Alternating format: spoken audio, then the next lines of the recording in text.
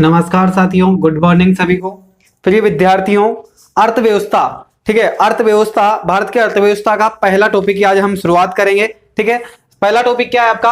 अर्थव्यवस्था का परिचय। ठीक है, पहला टॉपिक आपका है अर्थव्यवस्था का परिचय के बारे में हम अध्ययन करेंगे आज। ठीक है, अर्थव्यवस्था का आज का टॉपिक है आपका अर्थव्यवस्था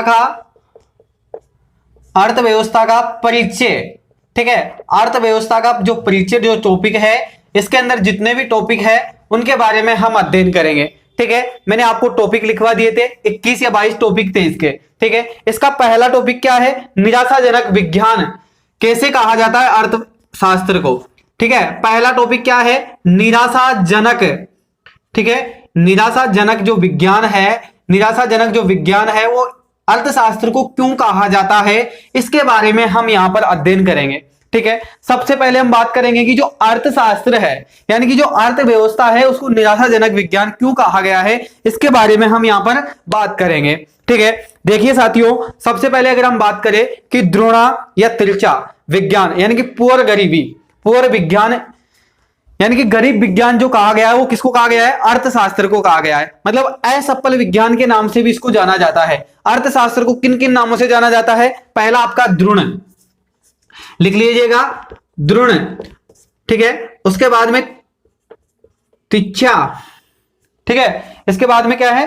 तिरछा के नाम से भी इसे जाना जाता है। ठीक है, तिरछा के बाद में इसको पुअर साइंस भी कहा जाता है। ठीक है, पुअर साइंस हम कह सकते हैं, या फिर इसे गरीब विज्ञान भी आप कह सकते हैं। ठीक है, इन नामों से इसको जाना जाता है। देखिए साथियों, असफल विज्ञान यानी कि फील्ड ऑफ साइंस, ठीक है, फील्ड ऑफ साइंस, असफल विज्ञान भी इसे कहा जाता है। असफल विज्ञान, इनके बारे में हम बहुत गहराई से आगे पढ़ेंगे। ठीक है, कि इन सबको ये क्यों कहा जाता है, इन सब चीजों के बारे में हम आगे पढ़ेंगे। ठीक है, इसके बाद में अर्थशास्त्र जो है, यानी कि ये असफल विज्ञान, इसको क्यों कहा गया? गरीब विज्ञान इसे क्यों कहा गया है? पुअर साइंस इसे क्यों कहा गया है? तिरछा इसे क्यों कहा गया है? द्रोणा इसे क्यों कहा गया है? ये इसलिए कहा गया है साथियों, अमेरिका की जो अर्थशास्त्र जो वेता थे, ठीक है, अर्थशास्त्र जो वेता थे, यानी कि अर्थशास्त्र के जो जनक कहा जाते हैं, ठीक है, अर्थव्यवस्था को जो समझाने वाले जो व्यक्ति थे, उनके साथ हुआ ये कि एक घटना हुई। ठीक है, विश्व के अंदर आप सभी को पता है, अमेरिका यानी कि यूएस जो देश है, उसके साथ में एक घटना हुई जो कि 2008 आपको याद होना चाहिए। 2008 के अंदर अमेरिका के अंदर एक वित्त आयोग मतलब बहुत बड़े संकट में अमेरिका चला गया था, क्योंकि अमेरिका के साथ में जो था वो उसकी अर्थव्यवस्था यानी कि इकोनॉमी जो थी, उसकी जो भविष्यवाणी जो इसने की थी, किसने? अर्थशास्त्रवेताओं ने, या अर्थशास्त्र के माध्यम से जो भविष्यवाणी उन्होंने की थी, वह असफल हो गई थी। उनकी असफल कैसे हो गई थी? क्योंकि उन्होंने किसी भी चीज की, जिस प्रकार से हम बात कर सकते हैं कि हम किसी भी चीज से, जिस प्रकार से अगले वर्ष, यानी कि अभी कोरोना वायरस चल रहा है, ठीक है, इस बार भारत की जीडीपी गिर गई है। ठीक है, यानी कि आकस्मिक किसी कारण से भारत की जीडीपी गिर गई है। ठीक है, इस बार हम कोरोना वायरस की वजह से मान सकते हैं ना। ठीक है, कोविड-19 की वजह से आज इस बार भारत देश की जो है इकोनॉमी, यानी कि क्या गिर गई है? जीडीपी गिर गई है। ठीक है, लेकिन अगर 2021 के अंदर भी जीडीपी गिरती है, ठीक है, 2021 के अंदर भी जीडीपी गिरती है, तो अर्थव्यवस्था यानी कि देश की इकोनॉमी सिस्टम कहीं ना कहीं खराब है, इकोनॉमी सिस्टम सही नहीं है। ठीक है, इकोनॉमी सिस्टम सही नहीं है, तब भी 2021 में आपकी जीडीपी या अर्थव्यवस्था गिर सकती है। ठीक है, इसी कारण से अमेरिका में क्या हुआ? 2008 के अंदर अनुमान लगाया गया था। किसका अनुमान लगाया गया था? क्योंकि विश्व का सबसे शक्तिशाली जो देश है यूएस अमेरिका, उसने ये अनुमान लगाया था कि हमारे देश में इतनी इकोनॉमी सिस्टम, यानी कि इस इकोनॉमी सिस्टम से इतनी इनकम हमें हो जाएगी। ठीक है, यानी कि हमारे देश की इतनी जीडीपी बढ़ जाएगी। ठीक है, लेकिन हुआ क्या? उसका परिणाम यह हुआ कि जो उन्होंने अंदाज लगाया था, जो अर्थशास्त्रवेताओं ने जो वादा किया था, वो झूठा निकला। और झूठा क्यों निकला? क्योंकि उनकी जो इकोनॉमी थी वो गिर चुकी थी। 2008 के अंदर अमेरिका की इकोनॉमी गिर गई थी। इस वजह से अमेरिका के जो अर्थशास्त्रवेता थे, उन्होंने अलग अलग नाम से अर्थशास्त्र को पुकारा। अर्थशास्त्र को क्या क्या कहा उन्होंने? द्रोणा कहा, यानी कि गरीब की साइंस कहा उन्होंने। ठीक है, गरीब की विज्ञान कहा, असफल विज्ञान भी उन्होंने नाम दे दिया। असफल विज्ञान उन्होंने इनको नाम दे दिया। क्यों दे दिया? क्योंकि 2008 में वह असफल हो गए थे। ठीक है, इस चीज को यहीं पर याद रखिएगा, इतने से शब्द याद रहेगा, द्रोणा, तिरछा, गरीब विज्ञान और असफल विज्ञान, इन नामों से इसको जाना जाता है। ठीक है, इन शब्दों का कहीं भी जिक्र आता है तो समझ जाइएगा निराशाजनक विज्ञान, यानी कि किसकी बात की जा रही है, अर्थशास्त्र की बात की जा रही है, इकोनॉमी की बात की जा रही है। और क्यों की जा रही है, क्योंकि 2008 के अंदर जो आयाम, जो अमेरिका ने जो वित्तीय आयोग, जो संकट था अमेरिका के सामने, उसको सफल बनाने में असफल हो गए ये लोग। ठीक है, इस वजह से उन लोगों ने ये कहा। इसके बाद में अर्थशास्त्र के अगर हम बात करें, उसके बाद में भी देखिए 2008 में अमेरिका के साथ में ये हुआ, उसके बाद में भी हम अर्थशास्त्र को छोड़ तो नहीं सकते, अर्थव्यवस्था को हम छोड़ नहीं सकते, अमेरिका जैसे देश भी इसको नहीं छोड़ सकते, क्योंकि ये मानव जीवन के लिए बहुत महत्वपूर्ण है। मानव जीवन के लिए महत्वपूर्ण क्यों है, देखिए इस चीज को समझिए। मानव जो जीवन होता है, ठीक है, मानव का जो जीवन है उसके लिए बहुत उपयोगी है। मानव जीवन के लिए क्या है, मानव जीवन के लिए बहुत उपयोगी है। उपयोगी इसलिए साबित होती है क्योंकि जहां भी अर्थशास्त्र की बात आती है, यानी कि कहीं पर भी महंगाई बढ़ानी हो, महंगाई बढ़े, ठीक है, या घटे, ठीक है, घटाना हो या बढ़ाना हो, घटाना हो या बढ़ाना हो, महंगाई घटाओगे या बढ़ाओगे तो किसकी जरूरत पड़ेगी, अर्थव्यवस्था की, यानी कि अर्थव्यवस्था का सिस्टम आपको देखना पड़ेगा, तभी आप महंगाई घटा और बढ़ा सकते हैं। इसलिए इसको नकारा नहीं जा सकता। ठीक है, यानी कि उन लोगों ने असफल साइंस तो कह दिया, लेकिन उसके बाद में उन्होंने नकारा नहीं, यानी कि ये नहीं कि इसको खत्म कर दिया अर्थव्यवस्था को, वो मानते नहीं। ठीक है, इसका मतलब यह है व्यवहारिक आयाम, यानी कि इसको समझने की जरूरत होती है। इसकी अगर हम बात करें तो ये किस प्रकार की होती है, व्यवहारिक आयाम होते हैं इसके। ठीक है, व्यवहारिक आयाम का मतलब होता है इसको समझना होता है। अगर व्यवहारिक आयाम के माध्यम से अगर आप इसको समझ गए ना, यानी कि इकोनॉमी को व्यवहारिक आयाम से अगर आप समझेंगे तो समझ पाएंगे, अन्यथा समझ में नहीं पाएंगे। ठीक है, यानी कि व्यक्तिगत जीवन से इसको अगर आप समझेंगे तभी समझ सकते हैं। अगर आप किताबों के माध्यम से यहां पर एक चीज की और साजिश करते हैं, मतलब यहां पर देखिएगा, यहां पर इन्होंने बताया कि व्यवहारिक सामंजस्य बनाए रखना या व्यवहारिक समझना, यानी कि इकोनॉमी को आप तब समझ सकते हैं जब आप इसको व्यवहारिक जीवन में उतार सकते हैं, तभी आप अर्थशास्त्र को समझ पाएंगे। और आप सभी के सामने भी यही समस्या आने वाली है आगे जब अर्थशास्त्र पढ़ाया जाएगा, यानी कि अभी तो यहां पर बहुत सरल लफ्ज आ रहे हैं, आगे बहुत कठिन शब्द आने वाले हैं और आप कहेंगे सर ये क्या हो रहा है, यानी कि ऊपर ऊपर से निकलने वाली है बहुत सारों के, तो लेकिन ऐसा नहीं है। इकोनॉमी बहुत इंपॉर्टेंट टॉपिक है, इसको अपने व्यक्तिगत जीवन से जोड़ के पढ़ना है। ठीक है, यानी कि इस समाज का विकास करना है, इस देश का विकास करना है, इस राज्य का विकास करना है, इस जिले का विकास करना है, तभी इसको हम बहुत आयामों से, हमारे स्वयं के जीवन से इसको जोड़कर पढ़ने की कोशिश करेंगे। यानी कि व्यवहारिक आयाम से अगर आप इसको समझेंगे तभी इकोनॉमी को आप समझ सकते हैं। ठीक है, अर्थशास्त्रवेताओं ने बताया है कि आप इसको तभी समझ सकते हैं जब आपके जीवन से इसको आप जोड़ेंगे, अन्यथा आप इसको कभी समझ नहीं पाएंगे। ठीक है, इसके बाद में अर्थशास्त्र की परिभाषा, दूसरा टॉपिक आपका क्या था, अर्थशास्त्र की परिभाषा क्या होती है। ठीक है, अर्थशास्त्र की परिभाषा क्या होती है।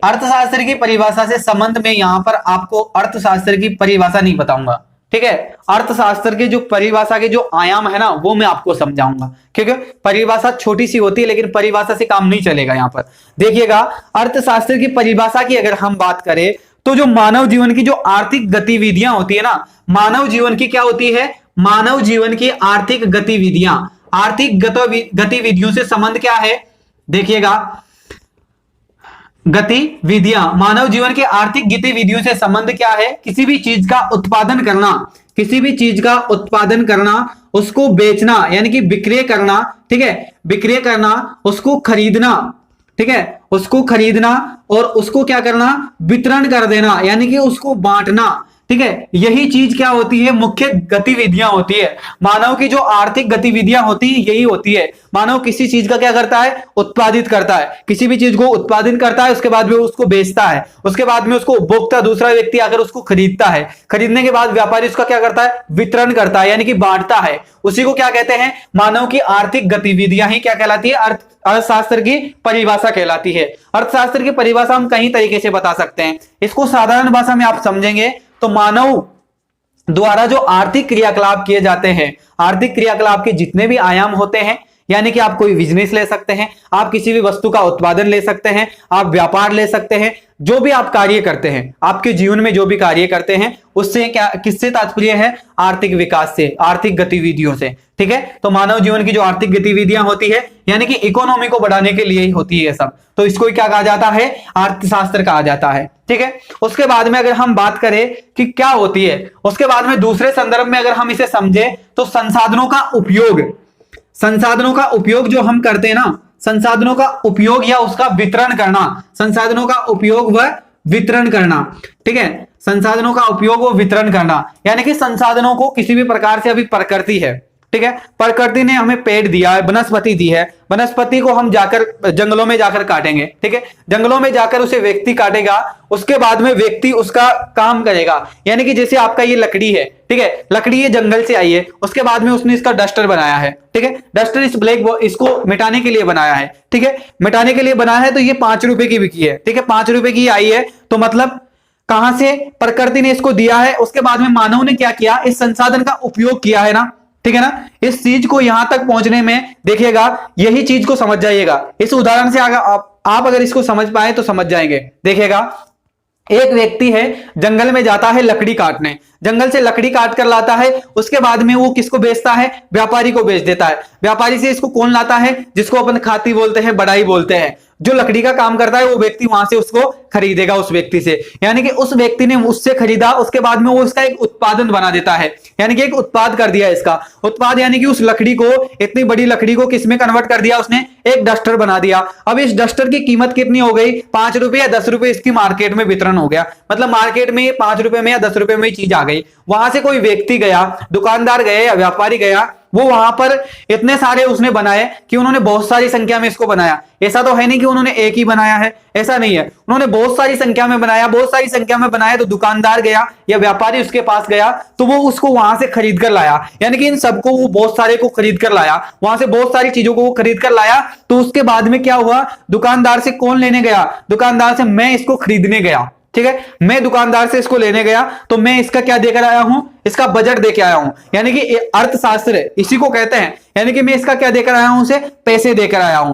ठीक है, इसके मैंने उसको 10 रुपए दिए हैं, जबकि ये जहां से उत्पादित हुई है, कहां से हुई है? मानव संसाधन से उत्पादन हुई है। यानी कि प्रकृति की दी हुई चीज है ना, ये प्रकृति की दी हुई चीज है, लेकिन इसका वितरण करने के लिए, इसका उपयोग करने के लिए मानव ने क्या लिया है? अर्थशास्त्र का योगदान ले लिया है, यानी कि इकोनॉमी का, यानी कि पैसों का योगदान ले लिया है। इस चीज को आप समझ गए होंगे, संसाधनों का वितरण। ठीक है, संसाधनों का वितरण कैसे होता है? संसाधन का उत्पादन, जंगलों से लकड़ी लाते हैं, उसके बाद में उसका उत्पादन करते हैं। इसी प्रकार से कोयला ले लीजिए, लोहा ले लीजिए, इस बार कोई भी संसाधन कोई सा भी ले लीजिए आप, XYZ कोई सा भी संसाधन उठा लीजिए, उसका आप उपयोग करते हैं। मानव जीवन में आप जो भी उपयोग कर रहे हैं ना, जो भी चीज, जो भी वस्तु आप जो भी यूज कर रहे हैं, वो सब किसकी है? प्रकृति की दी हुई है। यानी कि वो क्या है? संसाधन है। और संसाधनों का जो वितरण करते हैं, उसी से क्या बढ़ती है? इकोनॉमी बढ़ती है, और उसी को क्या कहते हैं? अर्थशास्त्र की परिभाषा में जोड़ दिया हमने। ठीक है, इसके बाद में अगली परिभाषा का संबंध में अगर हम देखें तो अर्थशास्त्र समाज के द्वारा दुर्लभ संसाधन यानी कमजोर संसाधनों के उपयोग से मूल्यवान उत्पादन कर देना, मूल्यवान उत्पादन और उनका वितरण का अध्ययन करना ही क्या कहलाता है? अर्थशास्त्र कहलाता है। क्या कहलाता है बेटा? अर्थशास्त्र कहलाता है। अब इस परिभाषा से आपके अच्छे से समझ में आ गया होगा। देखिए साथियों, अर्थशास्त्र किसे कहते हैं? अर्थशास्त्र समाज या व्यक्ति विशेष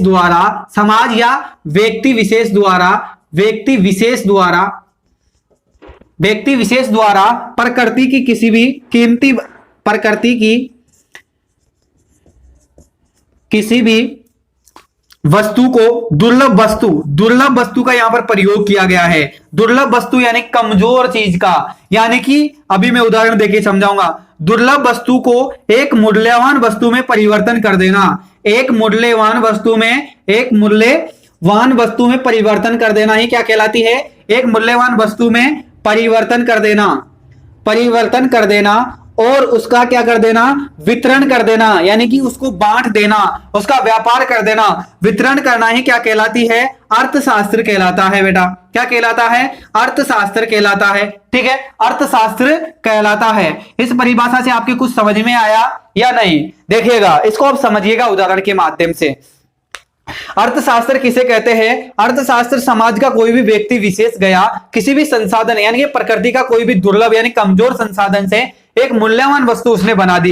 यानी कि जिस प्रकार से हम बात करें कि लकड़ी का डस्टर है, यानी कि जब लकड़ी तो लकड़ी थी तब इसका अपन इतना उपयोग नहीं कर सकते थे, ये लकड़ी को हम उपयोग में नहीं ले सकते थे। ठीक है, इसको मिटाने के लिए हम इसको लकड़ी को उपयोग में नहीं ले सकते थे सामान्य रूप से, लेकिन जब इसका परिवर्तन कर दिया यानी कि ये बहुत कमजोर चीज थी तो इसको उनने क्या बना दिया, एक मूल्यवान वस्तु बना दिया इसको। और मूल्यवान बना देने की वस्तु को उसके बाद में इसने क्या कर दिया, मूल्यवान वस्तु बनाने के इसको बांट दिया। ठीक है, और बांट देना ही क्या कहलाता है बेटा, अर्थशास्त्र कहलाता है। आपके समझ में आ गई होगी ये चीज। ठीक है, इसके बाद में एक परिभाषा और देता हूं मैं आपको, अगर इसके बाद में भी अगर आपको समझ में नहीं आया ना तो फिर आने वाली भी नहीं है, फिर अर्थशास्त्र को भूल जाइए और यूपीएससी का एग्जाम देने की भी भूल सकते हैं आप। ठीक है, मैं आपको साफ कह देता हूं, क्योंकि अर्थशास्त्र को इतने उदाहरणों के माध्यम से समझाने के बाद भी अगर आपके समझ में नहीं आए तो फिर आपकी इच्छा है आप क्या करना चाहते हैं। समाज द्वारा दुर्लभ संसाधनों का उपयोग किस प्रकार से किया जाता है और इसका जो अध्ययन करते हैं ना हम, ठीक है, जो हम अध्ययन करते हैं उसे अर्थशास्त्र अध्ययन भी कहते हैं या फिर अर्थशास्त्र कहा जाता है। दुर्लभ संसाधनों का मानव द्वारा, ठीक है, दुर्लभ संसाधनों का मानव द्वारा उपयोग में लेना क्या कहलाता है, उपयोग में लेना या फिर उसका अध्ययन करना, अध्ययन करना ही क्या कहलाता है बेटा, अर्थशास्त्र कहलाता है आपके। ठीक है, समझ गए आप, अर्थशास्त्र क्या कहलाता है, मानव द्वारा किसी भी चीज का उपयोग करना और उसके उपयोग करने के बाद हम उसका अध्ययन करते हैं, उसी चीज को क्या कहते हैं बेटा, अर्थशास्त्र कहते हैं। अब इसकी एक सटीक परिभाषा बनानी है, यानी कि अर्थशास्त्र की परिभाषा से अगर सवाल आता है मेंस के अंदर, अर्थशास्त्र की परिभाषा से अगर सवाल पूछता है तो आपको क्या देना है, अर्थशास्त्र की अगर वो उसने सामान्य रूप से परिभाषा बूझ ली, परिभाषा पूछने के बाद में वो आगे आपसे और सवाल लगाएगा, यानी कि वर्तमान के संदर्भ में वो इससे ताल्लुक लगाएगा या फिर इसके किसी भी चीज आयाम से जोड़ देगा उसको। ठीक है, लेकिन पहले वो क्या दे देगा, अर्थशास्त्र की परिभाषा देते हुए इस चीज को समझाइए। ठीक है, वातावरण को समझाइए, पर्यावरण को समझ जाइए। ठीक है, इस प्रकार से किसी भी चीज को बारे में बता सकता है। तो इसमें किस प्रकार से जोड़ना है, इतने मैंने आयाम इसलिए दिए हैं आपको क्योंकि आपका इसका आंसर आप आसानी से जोड़ सके।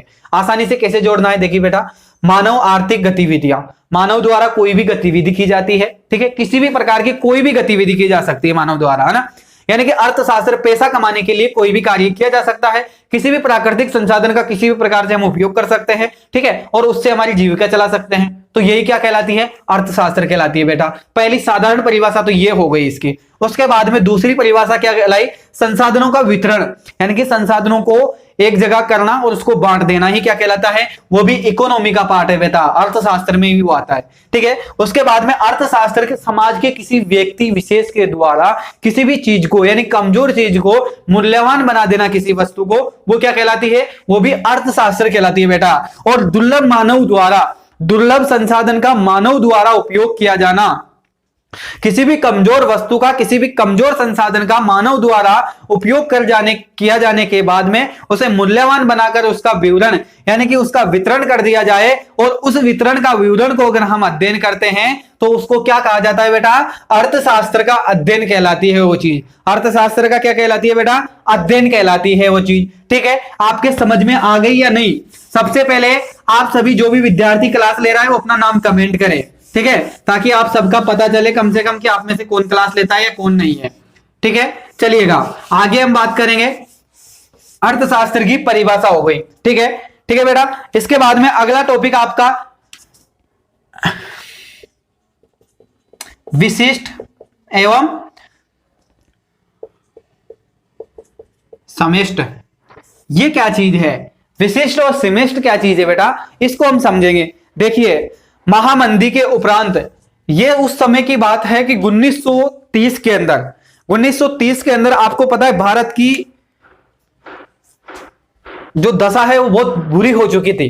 ठीक है, हम इतिहास में पढ़ेंगे कि भारत की दशा बहुत बुरी हो चुकी थी, यानी कि 1857 की क्रांति के बाद में 1930 का जो समय था, 1930 की जो समय अवधि थी, ठीक है, 30 से लेकर आपके 60 तक की जो स्थिति थी ना भारत की, बहुत दयनीय स्थिति थी बेटा, ठीक है, और दयनीय स्थिति थी। तो इसके अंदर इसके माध्यम से क्या किया इन्होंने कि जो महामंदी के उपरांत जो दशक थे 1930 के, उसके बारे में जो अर्थशास्त्र थी, उसके बारे में अर्थशास्त्र थी, उस समय अर्थशास्त्र दो भागों में बटी हुई थी आपके, ठीक है, विशिष्ट और समिष्ट।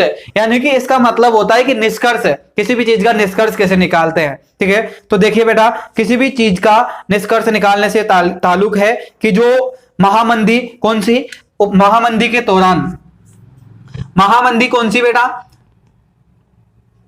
महामंदी कौन सी, 1930 वाली, ठीक है। 1930 के दशक में विश्व के सभी देशों के साथ में बहुत बड़ी घटना घटित हो चुकी थी, आप सभी को पता है, क्योंकि प्रथम विश्व युद्ध, द्वितीय विश्व युद्ध होने के बाद में विश्व की हालत बहुत खराब हो चुकी थी, यानी कि बहुत ज्यादा जन और माल की हानि होने के बावजूद जब सभी की अर्थव्यवस्था, इकोनॉमी सिस्टम डगमगा गया था, तो उस समय क्या हुआ अर्थशास्त्र के साथ में, उस समय भी आपकी अर्थव्यवस्था थी और अर्थशास्त्र थी। तो ये अर्थशास्त्र जो है वो आपको बताती है, इतिहास तो आपके जनमाल हानि के बारे में इतना नहीं बताता, केवल वो इतना सा बताता है कि हाँ इस प्रकार से हुआ था, ठीक है। लेकिन जो ये अर्थशास्त्र है ना, ये उस समय की पूरी चीजों का वर्णन कर देगी आपके सामने वो पूरा नजारा लाके रख देगी कि हाँ वास्तव में ये चीज थी उस समय, ठीक है। तो देखिए अर्थशास्त्र क्या थी, दो भागों में बटी हुई थी उस समय। अर्थशास्त्र को कितने भागों में बांट दिया गया, अर्थशास्त्र समझ में नहीं आए लोगों के, 1930 के बाद में जो अर्थशास्त्र जो सब्जेक्ट था ना, वो बिल्कुल इकोनॉमी सिस्टम बिल्कुल डाउन हो गया था, तो लोगों को समझ में नहीं आया, ठीक है। जो अर्थशास्त्र जो वेता थे ना, उनके समझ में नहीं आएगा क्या किया जाए अब, तो उन्होंने क्या किया, जो आपकी अर्थशास्त्र है उसको दो भागों में उन्होंने बांट दिया उस समय, समिष्ट और एक थी आपके विशिष्ट, ठीक है, विशिष्ट और समिष्ट, ठीक है, विशिष्ट और समिष्ट इन्होंने दो भागों में बांटा इसको।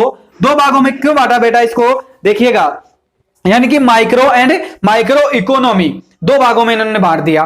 दो भागों में इसलिए बांट दिया क्योंकि ये चीज समझ में नहीं आ रही थी कि अब किया जाए, क्या किया जाए, अर्थव्यवस्था यानी कि अर्थशास्त्र से संबंधित, यानी कि अर्थव्यवस्था से उभरा कैसे जाए अब, यानी कि जो मंदी है इससे बाहर कैसा निकले जाए। तो इस चीज को लेकर जो अर्थशास्त्र वेता थे उन्होंने इनको दो भागों में बांट दिया, जिसमें पहला आपका सेमेस्टर रख दिया, उसके बाद में विशिष्ट रखा गया। अब इसी से इसको क्या किया गया, इसको दो भागों में बांट दिया गया, ठीक है। दो भागों में बांटने के बाद इसमें दो नाम दिए गए हैं, जिसमें सेमेस्टर और विशिष्ट का अलग अलग नाम बताया गया है। देखिएगा, जॉन माइनॉर्ड किन्स के बारे में हम अब यहां पर बात करेंगे। अब देखिएगा, अब सबसे इंपॉर्टेंट चीज है, इसको आप समझते चलें, इनके नाम याद रखना बेटा ना, ठीक है। जॉन कौन था, जॉन मायोनोर्ड जो था किन्स, ठीक है, जॉन मायोनिड किन्स जो था, उसने क्या किया बेटा कि सेमेस्टर अर्थशास्त्र का जनक कहा जाता है इसे जो है सेमेस्टर जो अर्थशास्त्र है ना, इसका क्या कहा जाता है बेटा, जनक कहा जाता है, जनक बन गया ये, ठीक है, इसको जनक कहा जाता है। क्यों कहा जाता है इसके बारे में हम आगे अध्ययन करेंगे। सबसे पहले यहां पर जो जेम्स किनेस की जो पुस्तक थी ना, जेम्स किनेस की पुस्तक, अब यहीं से जेम्स किनेस, अब इसको जनक क्यों कहा गया बेटा कि जो विशिष्ट और समिष्ट था, यानी कि 1930 के दशक के बाद में अर्थव्यवस्था खराब हो जाने के कारण जब अर्थशास्त्र वेताओं के कुछ समझ में नहीं आया, तो यहां पर जो जॉन माइनॉर्ड किन्स था, इसकी एक किताब थी बेटा, और एक बुक थी, और उस किताब के माध्यम से, वो एक अर्थशास्त्र की किताब थी, और उसी के माध्यम से फिर किसको, अर्थशास्त्र जो वेता थे, अर्थशास्त्रकार जो थे, उनको इस चीज को लिखने में, पढ़ने में आसानी हुई, और किस समस्या से कैसे निकला जाए इसके बारे में उन लोगों ने सोचा, और उसमें से उस किताब में उसका वर्णन मिला और उसको पढ़ा गया। तो उसको पढ़ा गया तो जो सेमेस्टर था, यानी कि शब्द का अर्थ समझेंगे अपन, सेमेस्टर और विशिष्ट जो शब्द है इसका अर्थ आगे हम समझेंगे। तो क्या किया गया बेटा कि जो सेमेस्टर था इसका जनक बना दिया गया, यानी कि जो इकोनॉमी जो सिस्टम था उससे बढ़ते हुए क्रम में, यानी कि इकोनॉमी से बाहर निकलने, यानी कि उभरने के लिए, अपना विकास, मानव विकास करने के लिए क्या किया जाना चाहिए, मानव विकास करने का एक जरिया मिल गया। और जरिया कहां से मिला, जॉन माइनॉर्ड किन्स की पुस्तक से मिल गया। अब बेटा उस पुस्तक का नाम क्या है, इसका नाम भी याद रखना आप, है ना, ठीक है, मैं हिंदी में लिख देता हूं, आपको याद रह जाएगा ये, the general the general theory, ठीक है, the general theory of, the general theory of employment, employment interest and money, employment and interest, interest money, ठीक है बेटा, इंटरेस्ट मनी, ठीक है बेटा, इंटरेस्ट मनी के नाम से, ठीक है। अब इस पुस्तक के नाम से ही एक चीज सिद्ध होती है, the general theory of employment and interest money, यानी कि द जनरल यानी कि सामान्य रूप से, थ्योरी ऑफ एम्प्लॉयमेंट यानी कि व्यक्ति विशेष या किसी व्यक्ति द्वारा, एंड मनी इंटरेस्ट मनी यानी कि एक्स्ट्रा मनी कैसे प्राप्त किया जा सकता है, यानी कि किसी व्यक्ति द्वारा, किसी संसाधन द्वारा मनी कैसे प्राप्त किया जा सकता है। और मनी प्राप्त करने का मतलब क्या है कि इकोनॉमी, इकोनॉमी का मतलब क्या है, विकास कर लेना। तो इस पुस्तक से जो अर्थशास्त्र ज्ञाता थे उनको इस चीज से बहुत योगदान मिला, और योगदान मिलने के बाद जो जॉन, ठीक है, जॉन केनेस था, उसको क्या बना दिया, जनक बना दिया गया अर्थशास्त्र का, ठीक है, उस समय का जनक बना दिया उन लोगों ने।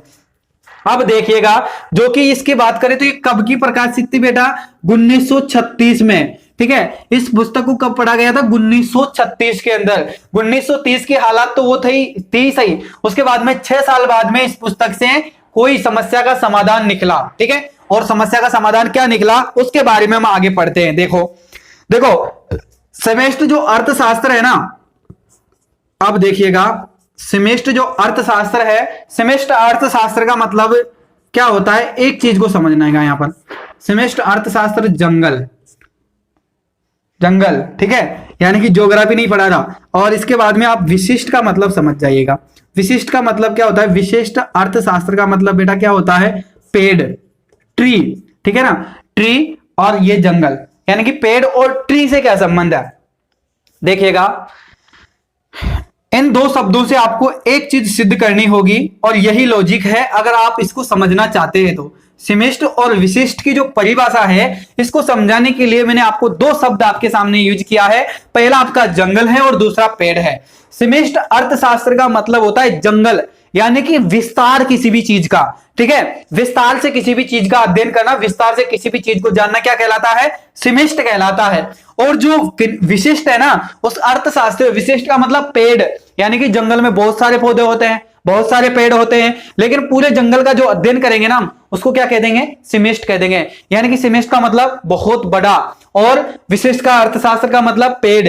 अब इस संबंध को समझ जाइएगा, पेड़ का मतलब एक किसी भी पौधे के बारे में अध्ययन करना, वो क्या कहलाया, विशिष्ट, यानी कि छोटा रूप और बड़ा रूप, समझ गए। जंगल का मतलब बहुत बड़ा रूप, और पौधे का मतलब छोटा रूप, यानी कि सेमेस्टर क्या था, बहुत बड़ा अर्थशास्त्र था, ठीक है, और विशिष्ट क्या था, एक शॉर्टकट था, बिल्कुल छोटा था, ठीक है। अब आप यहां पर दो शब्द आते हैं, ठीक है, अब यहां पर दो शब्द यूज किए गए, इसके लिए क्या किया गया, माइक्रो, ठीक है, और इसके लिए क्या किया गया, मैक्रो, ठीक है, इसके लिए मैक्रो और इसके लिए माइक्रो। मैक्रो और माइक्रो दो शब्द लिए गए हैं, ये दोनों शब्द किसके हैं, ग्रीक भाषा के हैं, ठीक है, ग्रीक भाषा के हैं, ये दोनों ग्रीक भाषा के शब्द हैं दोनों, ठीक है बेटा, इस चीज को याद रखना, ग्रीक भाषा की ये शब्द है, कौन से, माइक्रो और मैक्रो, ठीक है। अब क्या किया गया, अर्थशास्त्र वेताओं को ये चीज समझ में आ गई 1930 से, जो निजात पाने की, यानी कि समस्या का समाधान मिल गया 1936 में आते ही। 1936 में समझ में आ गया उनको, किन दो भागों में बांटा गया था, कि सेमेस्टर अर्थशास्त्र यानी जंगलों के बारे में, सभी के बारे में, उसके बाद में पेड़ यानी कि एक किसी व्यक्ति विशेष से कैसे इनकम प्राप्त की जा सकती है, ठीक है। उसके बाद में दो शब्दों में उन्होंने यूज किया, जो कि किसमें, अर्थशास्त्र में दो शब्द यूज किया, माइक्रो और मैक्रो। माइक्रो और मैक्रो का मतलब क्या होता है, इसके बारे में समझेंगे, ठीक है। मैक्रो का मतलब या माइक्रो, माइक्रो का मतलब हम समझ सकते हैं, सॉरी इनको उल्टा लिख दिया मैंने, ठीक है। मैक्रो शब्द जो है वो किसका है, माइक्रो शब्द किसका है, पेड़ का है, और माइक्रो शब्द इसका है, ठीक है। तो इस चीज का ध्यान रखिएगा, जो माइक्रो शब्द है इसका मतलब क्या होता है, छोटा होता है बेटा, ठीक है। माइक्रो शब्द का मतलब छोटा, यानी कि बहुत स्मॉल, बहुत स्मॉल यानी कि छोटा, ठीक है, छोटा हो गया, और इसका मतलब छोटा हो गया, और इसका मतलब बिग यानी कि बड़ा, ठीक है, बिग यानी कि बड़ा, ठीक है, बड़ा हो गया इसका मतलब। अब देखिएगा आर्थिक विश्लेषण के बाद में एक चीज का पता चलता है कि माइक्रो की दृष्टिकोण, यानी कि जो माइक्रो जो चीज है, ठीक है, अब इस चीज को समझेंगे। अब इस चीज को आप समझ गए, जंगल को और पेड़ से, आप इसको मैंने समझाया, आपको समझ में आ गया होगा, ठीक है। इसके बाद में ये हो गया आपको, सॉरी इसको फिर उल्टा लिख देंगे हम, है ना, तो मैक्रो, और ये हो गया आपके माइक्रो, ठीक है, मैक्रो और माइक्रो। अब इस चीज को समझिएगा आप, देखिएगा मैक्रो और माइक्रो से मतलब क्या है, देखिएगा जो माइक्रो है, ठीक है, मैक्रो है, मैक्रो का मतलब क्या होता है, ऊपर से नीचे, ऊपर से नीचे, और इसका अर्थ क्या होता है, नीचे से ऊपर, यानी कि दोनों का विपरीत प्रभाव पड़ता है, दोनों क्या है, विपरीत है, ठीक है। अब इस विपरीत को समझाने के लिए मैंने फिर आपको उदाहरण से समझाऊंगा। देखिएगा बेटा, इधर अपन बात करें तो इसका मतलब क्या है, टॉप, ठीक है, इसका मतलब क्या बोलेंगे, टॉप डाउन, ठीक है, टॉप, ठीक है, इसका मतलब क्या है, टॉप डाउन है, और इसका मतलब क्या है, डाउन, डाउन टू टॉप, ठीक है। इसको हम इस प्रकार से समझेंगे, देखिएगा यानी कि ऊपर से नीचे और नीचे से ऊपर, दोनों का उल्टा संबंध है इनमें से।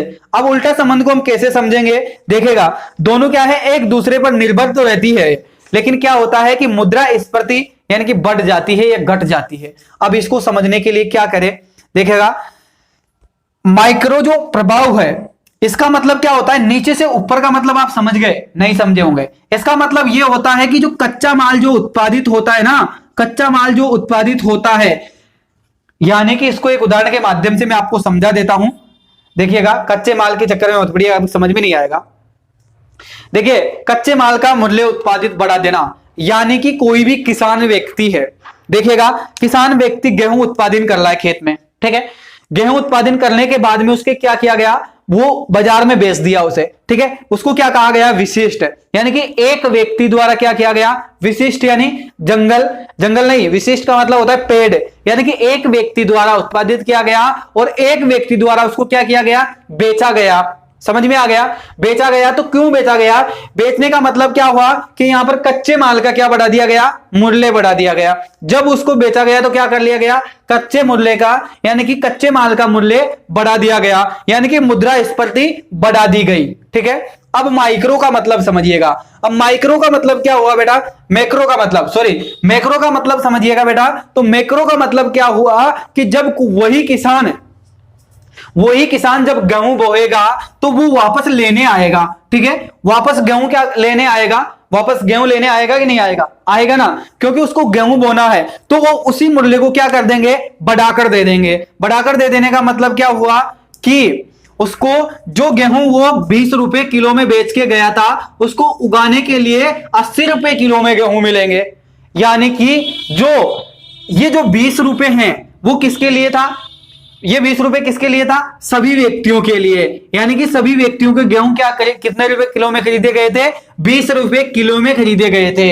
अब जो खरीदने आएगा 80 रुपए किलो में जो गेहूं खरीदेगा वो व्यक्ति विशेष ही होगा, यानी कि एक ही व्यक्ति या 2 व्यक्ति या 5 व्यक्ति या 10 व्यक्ति ही गेहूं खरीदने आएंगे, क्योंकि उनके पास नहीं है, वो उत्पादित करना चाहते थे, उनके पास है ही नहीं, तो वो कहां से लाएंगे, और जिनके पास है उन्होंने बेचा था पहले, ठीक है, तो वो तो नहीं लेने आएंगे। तो इससे क्या हुआ, एक व्यक्ति से उत्पादन लिया गया तो उसकी कमी कर दी गई, यानी कि बजट गिरा दिया गया, और जब बहुत सारे व्यक्ति बहुत आयाम उसमें खरीदने आए तो उसको बजट को क्या कर दिया गया, बढ़ा दिया गया। यही समस्या है, और यही सामंजस्य है किसको समझने के लिए, इकोनॉमी को समझने के लिए बेटा, ठीक है। आपके समझ में आई इकोनॉमी या नहीं आई, मुझे कमेंट करके जरूर बताना, ठीक है। इन सब चीजों का आप लिखते चलिएगा, 1-2 बार आप क्लास रिवाइज कीजिएगा।